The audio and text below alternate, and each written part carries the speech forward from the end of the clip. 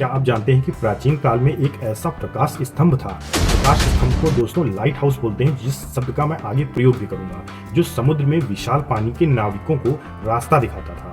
हाँ, हम बात कर रहे हैं फेरोस के प्रकाश स्तंभ, जिसको लाइट हाउस ऑफ अलेक्जेंड्रिया भी कहा जाता है, जो दुनिया के 7 वंडर्स मतलब 7 वंडर्स में रखा गया था। जो पहले के 7 वंडर्स थे उसमें रखा गया था। ये एक ऐसा अद्भुत निर्माण था जिसे देखकर लोग दंग रह जाते थे। आज हम इस वीडियो में इस अद्भुत और रहस्यमयी संरचना के बारे में जानेंगे, जिसकी कहानी कई सालों से लोगों के बीच में बसी हुई है।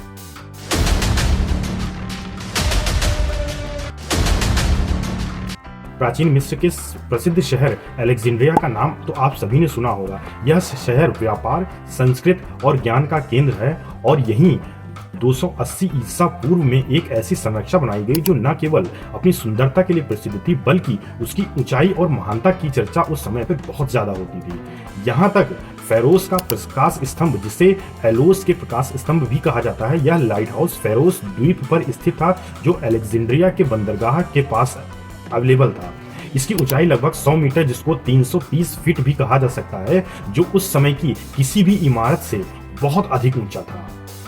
तो यह लाइट हाउस था क्यों और इसकी जरूरत क्या थी? जैसे कि आप समझ सकते हैं कि प्राचीन समय में समुद्र यात्री काफी जोखिम भरा काम करते रहते थे। जैसे कि जोखिम लेकर वो जाते थे समुद्र में कुछ काम करने के लिए, तो समुद्र के रास्ते में जहाजों की दिशा दिखाने के लिए एक ऐसी संरचना की जरूरत थी जो बहुत दूर से इसे नजर आ सके। फेरोस का प्रकाश स्तंभ इस आवश्यकता को पूर्ण करता था। यह एक विशाल ज्योत की तरह था, जो अलेक्जेंड्रिया के बंदरगाह में प्रवेश करने वाले जहाजों के लिए मार्गदर्शन का काम करता था। ऐसा कहा जाता है कि इसे रात के समय जलाने के लिए इतनी तेज आग लगाई जाती थी कि उसकी रोशनी कई किलोमीटर तक की दिखाई देती थी। कल्पना कीजिए, समुद्र के बीच यह प्रकाश एक जीवन रेखा की तरह काम करता था। अब बात करते हैं इस अद्भुत निर्माण की। फेरोस का प्रकाश स्तंभ का एक बेहतरीन उदाहरण था। इसे ग्रीक के एक आर्किटेक्ट ने डिजाइन किया था, और इस निर्माण में काफी उन्नत और बहुत ही बेहतरीन इंजीनियरिंग का प्रयोग किया गया था।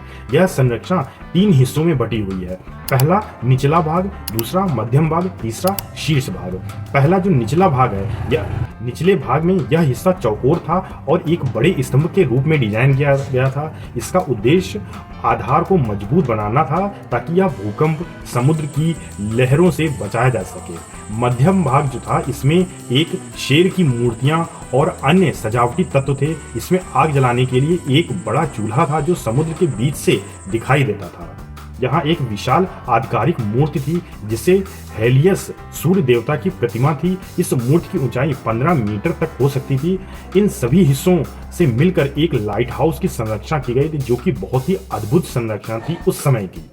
अब जानते हैं कि यह प्रकाश स्तंभ काम कैसे करता था। यह काफी दिलचस्प है। इसमें एक बड़ा सिग्नल फायर जलाने का तरीका था। अंदर के चूल्हों में आग लगाई जाती थी, और एक विशाल रिफ्लेक्टर था जिसका उपयोग किया जाता था, कि जो रोशनी को समुद्र की दिशा में फैला देता था। कहा जाता है कि इसे बनाने में विशेष रूप से दूर से रोशनी दिखाने वाले उपकरण जैसे धातु के लेंस के शीशे का उपयोग भी किया जाता था। इसका उद्देश्य यह था कि जहाजों को उनकी सही दिशा का पता चल सके, खासकर तूफान और अंधेरे में।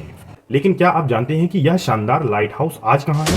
अफसोस, फेरोस का प्रकाश स्तंभ प्राकृतिक आपदाओं का शिकार हो गया। सबसे पहले भूकंप ने इसकी संरचना को गंभीर रूप से नुकसान पहुंचाया था। फिर 796 ईसा पूर्व में एक शक्तिशाली भूकंप ने इसको पूरी तरीके से नष्ट कर दिया था। इसका बड़ा और मजबूत निर्माण भी प्राकृतिक ताकतों के सामने टिक नहीं पाया, इसलिए आज इसका कोई ठोस निशान नहीं बचा है। लेकिन इसके बारे में जो विवरण हमें मिलता है, वह एक अद्वितीय और प्रभावशाली है।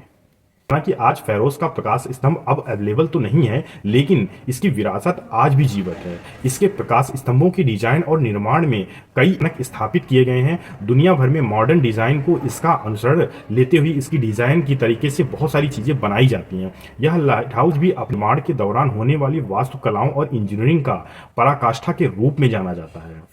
बात आती है कि लाइट हाउस में जॉब की, तो ये सिर्फ सर्कुलेशंस हैं, क्योंकि ये स्ट्रक्चर अब अवेलेबल ही नहीं है। अगर कोई और लाइट हाउस दुनिया में होंगे, उस पर ऐसी सैलरी वाली, बहुत ज़्यादा हाई सैलरी वाली जॉब अवेलेबल हो सकती हैं, क्योंकि वाकई में ऐसी कोई जॉब अवेलेबल नहीं है, खासकर कि इस लाइट हाउस के लिए।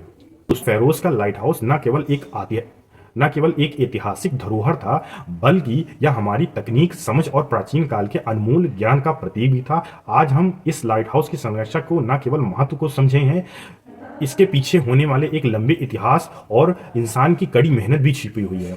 हमें उम्मीद है कि आपको इस रहस्यमयी और प्रेरणादायक संरचना के बारे में कुछ नया जानने को मिला होगा। अगर आपको हमारा वीडियो पसंद आया तो इसे लाइक, शेयर और सब्सक्राइब जरूर करें। धन्यवाद। अगली बार एक नई वीडियो के साथ।